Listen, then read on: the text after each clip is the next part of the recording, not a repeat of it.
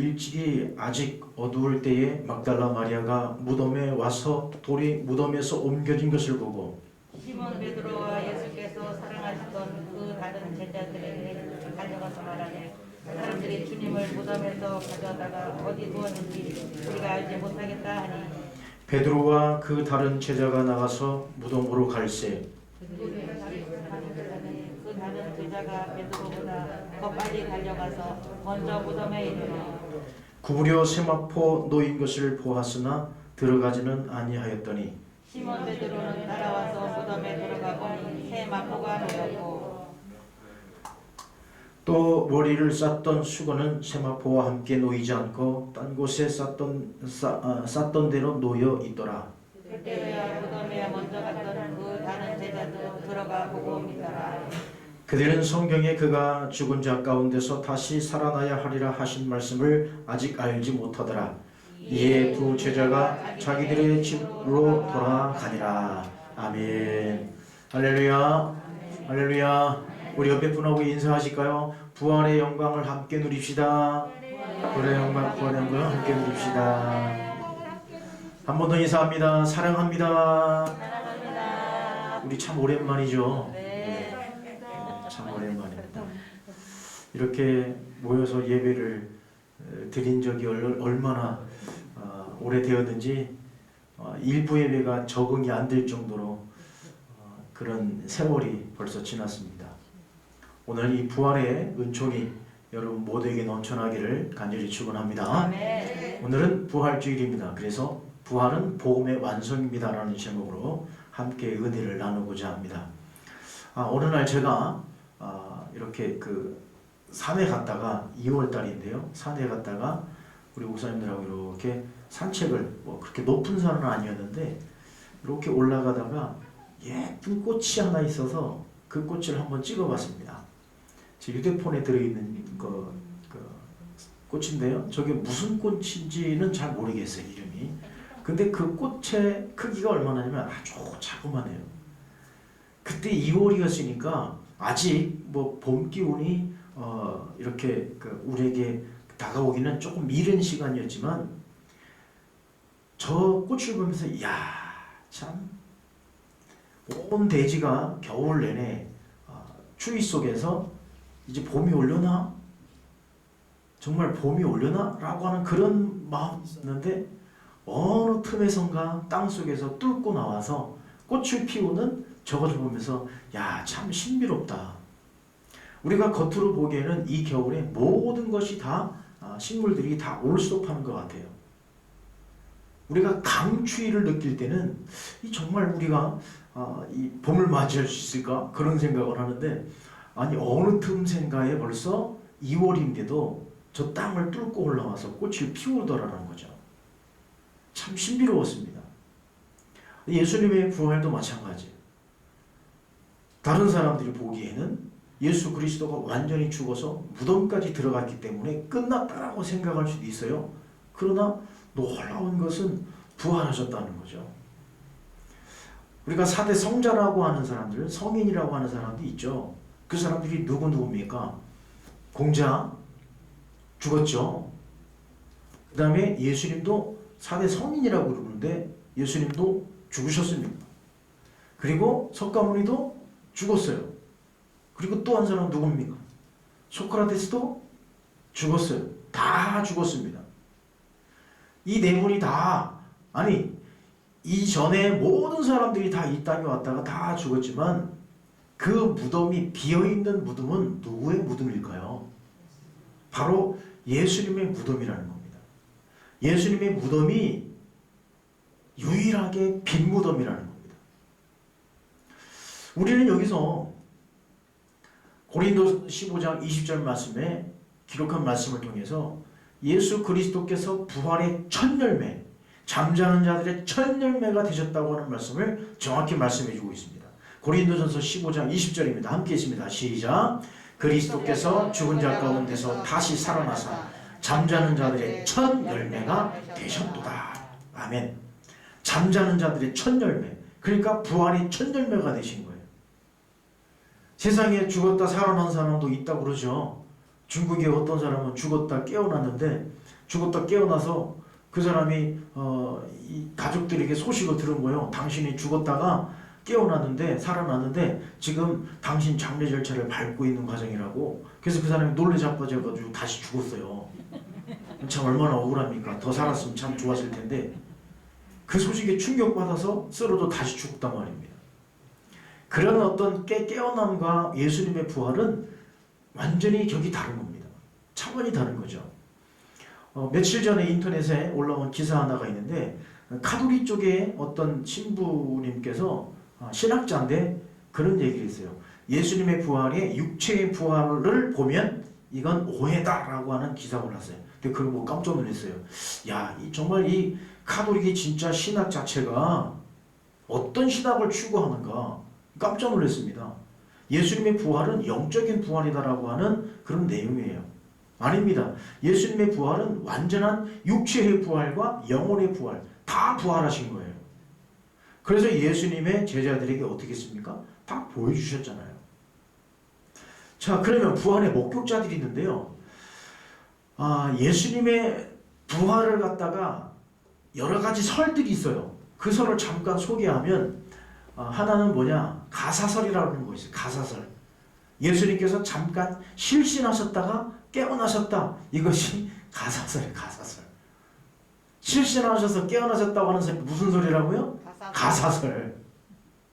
그 다음에 또 하나는 무슨 소리 있냐? 기만설이 있어요. 기만설. 기만설은 뭐냐? 제자들이 예수님의 시신을 빼돌렸다는 겁니다. 기만했다는 거예요. 사람들. 그래서 기만설이 하나 있고 또 하나는 무슨 설이 있느냐? 환각설이 있어요. 환각설. 이 환각설은 예수님의 부활을 직접 목격한 500여 명이나 그리고 제자들이 환각에 빠져서 자기 너무너무 예수님을 보고 싶어 하니까 환각 속에서 환청이 들려지고 어떤 귀신처럼 보여졌다는 겁니다. 이걸 갖다가 환각설이라고 그럽니다. 그런데 고린도전서 15장 말씀을 보면 예수님의 부활을 직접 보여주셨어요. 다른 사람들에게 직접 보여주셨어요. 누구에게 보여주셨냐면 그 증인들이 있습니다. 누구냐면 게바의 제자들. 그러니까 베드로와 제자들에게 예수님의 부활의 몸을 보여주셨습니다. 그리고 또 한 무리는 뭐냐? 500여 형제들에게 일시적으로 보여주셨어요. 그리고 또 모든 사도들에게 보여주셨고 그리고 사도 바울에게도 부활하신 예수님을 직접 보여주셨습니다. 그러므로 이 모든 사람들, 이 증인들이 있습니다. 그러니 가사설이라든지 기만설이라든지 환각설이라든지 이런 내용들은 전혀 맞지 않는 거죠. 그러므로 이 부활은 역사적 사건이며 사실이라는 겁니다. 부활은 가짜가 아니에요. 이 부활이 가사설도 아니고 기말설도 아니고 환각설도 아니고 이 부활은 예수님의 부활은 역사적인 사건이고 사실이다라고 하는 것을 우리는 분명히 아셔야 됩니다. 할렐루야. 아멘. 부활은 뭐라고요? 역사적 사건이며 사실이다. 아멘. 이것은 거짓이 아닌 거예요. 그러면 오늘 우리가 이 부활은 무슨 의미가 되냐? 이 부활은 복음을 완성하는 놀라운 사건입니다. 물론 예수님의 고난과 예수님의 죽음도 굉장히 중요합니다. 그러나 이 모든 것들 부활을 위해서 예수님의 고난과 아픔이 있었다는 겁니다. 자, 복음이란 무엇인가? 이 복음에 대한 문제를 한번 우리는 생각해 볼 필요가 있습니다. 복음을 뭐라고 그러죠? 복음을 굿뉴스라고 그럽니다. 좋은 소식, 기쁜 소식, 이것을 굿뉴스라고 합니다. 그럼 이 굿뉴스가 무슨 소식이냔 말이죠. 굿뉴스, 어떤 소식이 좋은 소식입니까? 지금 같으면 좋은 소식이 뭐죠? 코로나가 종식됐습니다. 이게 좋은 소식이죠. 그리고 정부에서 여러분들에게 얼마씩 준다고요? 한 500만 원씩 줘야지. 그렇죠? 한 500만 원씩 준다. 그러면 무슨 소식이에요? 좋은 소식이에요. 이제 여러분 마스크를 벗으십시오 라고 하는 것은 또 좋은 소식이란 말이에요. 이제 같이 따닥따닥 붙어 앉으셔도 됩니다. 이게 뭐예요? 좋은 소식이에요. 그러나 이것보다도 더 좋은 소식, 이게 좋은 소식이 아니라 우리를 구원하기 위한 소식이 좋은 소식인데 그 소식이 뭐냐? 하나는 뭡니까? 인간 되심이라는 거예요. 하나님이 직접 인간이 되신 거예요. 하나님께서 이 땅에 오신 거예요. 우리를 직접 만나주시기 위해서 이 땅 가운데 오신 거예요. 이게 놀라운 복음의 소식입니다. 또 하나는 뭡니까? 대신 치러주신 거예요. 우리가 져야 할 십자가, 내가 당해야 할 고초, 이 모든 것을 누가요? 예수님께서 대신 치러주신 거예요. 내가 십자가에 매달려 죽어야 되는데 그것을 누가요? 예수님께서 대신 못 박아 주신 거예요. 내가 죽어야 할 그 자리에 예수님이 대신 돌아가 주신 거예요. 대신 치러준 겁니다. 이것이 복음이죠. 또 하나는 뭡니까? 부활 승천하신 거예요. 부활하신 것으로 끝난 것이 아니라 가신 거예요. 저 천국으로 가신 겁니다. 하늘로 가신 거예요. 승천하신 거예요. 그리고 또 하나는 뭡니까? 다시 오심이라는 거예요. 이게 복음인 거예요. 이게 좋은 소식이죠. 여러분, 코로나 종식됐다고 해서 구원 받습니까? 이 땅에서는 더 살 수 있겠지만 그것이 구원이 아니고, 여러분들에게 정부에서 돈을 얼마씩 준다, 좋은 소식이지만 그것이 우리의 구원을 이루지 못한다는 겁니다. 구원의 소식은 뭡니까? 다시 우리에게 오신다는 소식, 부활하셨다는 소식, 대신 치러주셨다는 소식, 우리에게 인간의 모습으로 오셨다고 하는 소식, 이것이 기쁨의 소식 아니겠습니까? 그러면 이 복음이라고 하는 것을 다시 한번 생각해 보면, 자, 이 굿뉴스가 있기 전에 무엇이 있냐면 우리는 반드시 이걸 알아야 돼요. 뭐가 있어야 됩니까? 뭐가 있어야 돼요? 좋은 게 있으면 뭐가 있어야 됩니까? 나쁜 게 있어야 돼요. 배드가 있어야 됩니다. 나쁜 게. 우리는 좋은 것만 생각해요. 그런데 좋은 것이 있기 이전에 뭐가 있었습니까? 나쁜 것이 있는 거예요. 여러분, 나쁜 것이 있어야 좋은 것이 어떻게 되는 거예요? 좋은 것인 줄 알아요. 우리가 지금 그렇게 우리가 어려움을 당하지 않습니까?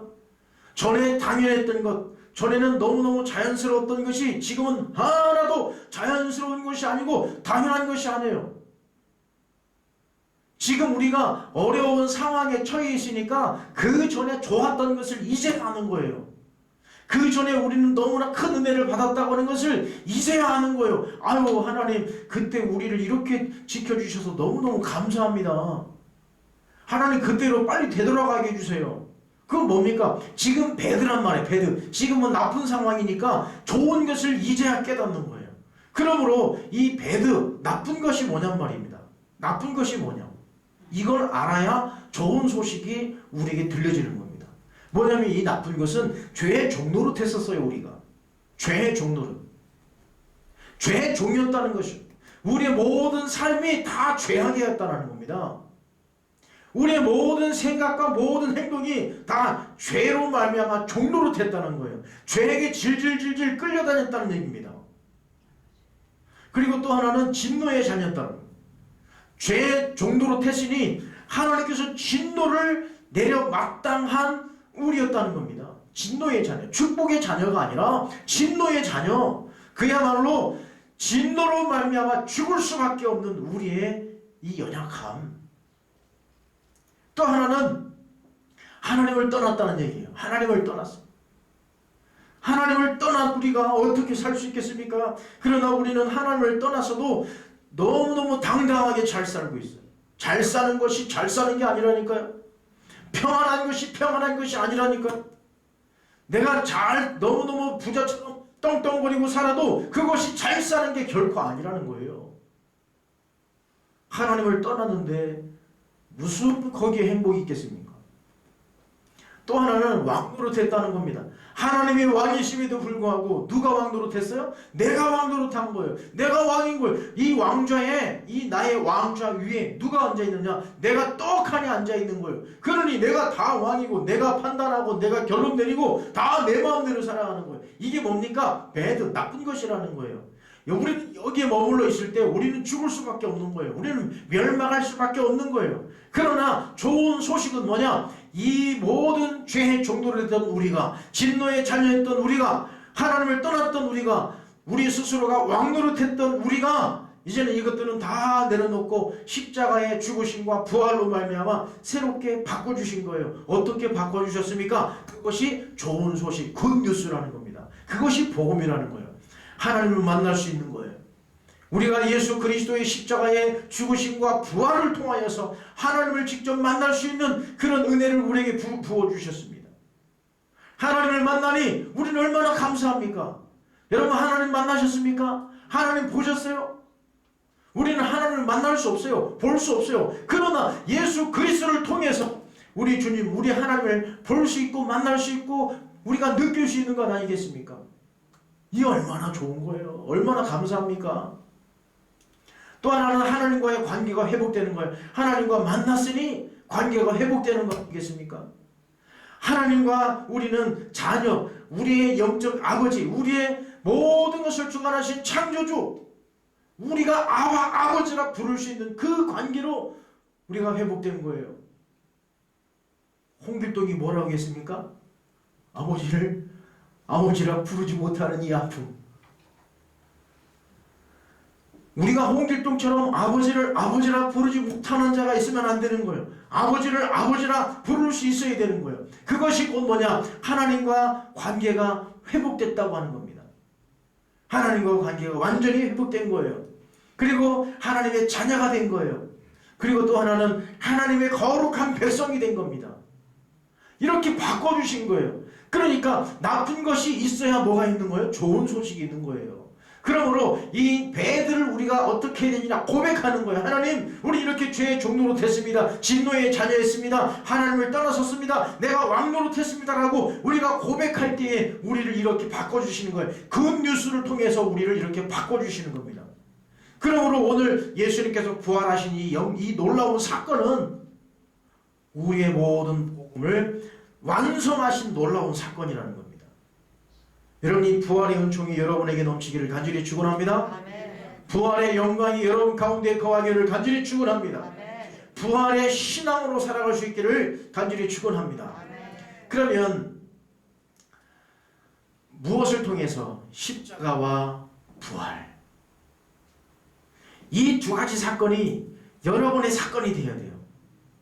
이 두 사건이 멀리 떨어져 있는 그런 다른 나라의 사건이 아니라, 나하고 상관이 없는 그런 사건이 아니라, 이 사건은 거룩한 십자가의 사건, 내 사건이 되어야 되는 거예요.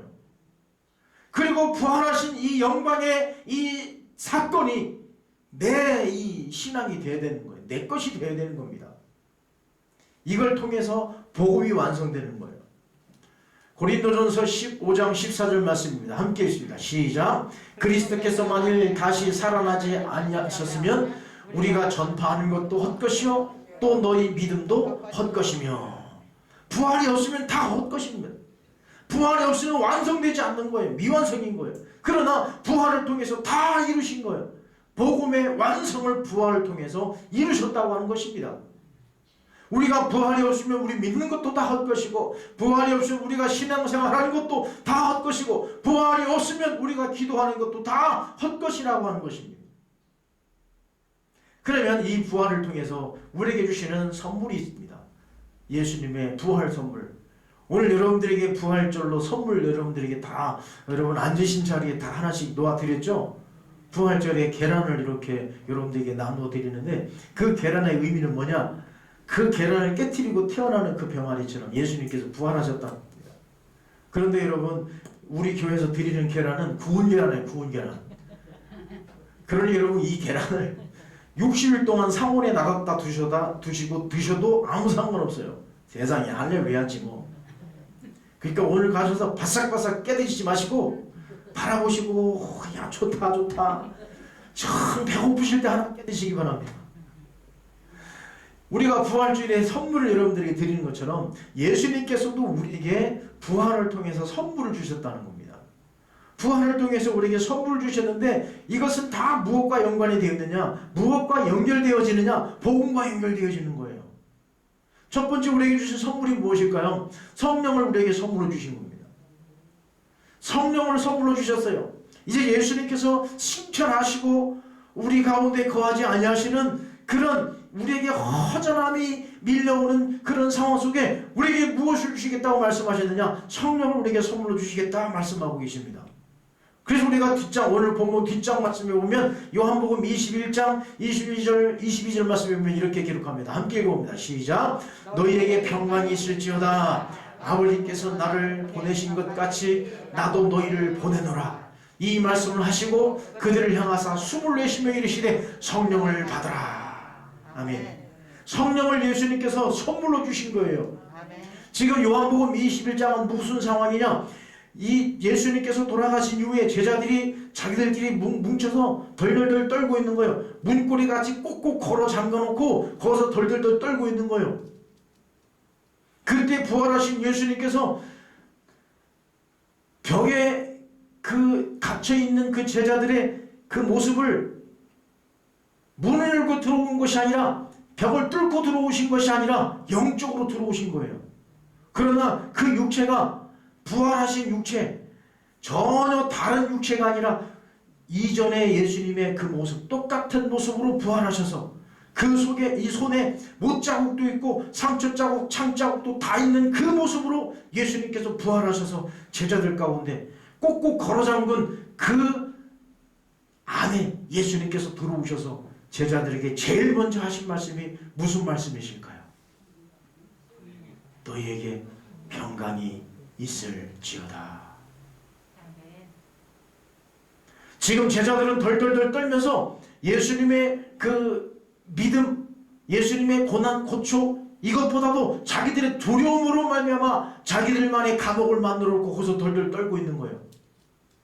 예수님께서 이런 상황 속에서 제자들에게 제일 먼저 하셔야 될 말씀이 무슨 말씀일까요? 야! 정신 차려! 그러나 예수는 그 말씀하신 것이 아니라 덜덜 떨고 있는 그들에게 너희에게 평강이 있을지어다 하고 그들을 어루만지신 거예요. 예수님은 제자들을 책망하시거나 믿음을 저버린 그 제자들에게 뭐라고 권면하신 것이 아니라 덜덜 떨고 있는 그들의 마음을 어루만지시면서 너희에게 평강이 있을지어다 하신 거예요. 그리고 무엇을요? 성령을 받으라 라고 말씀하십니다.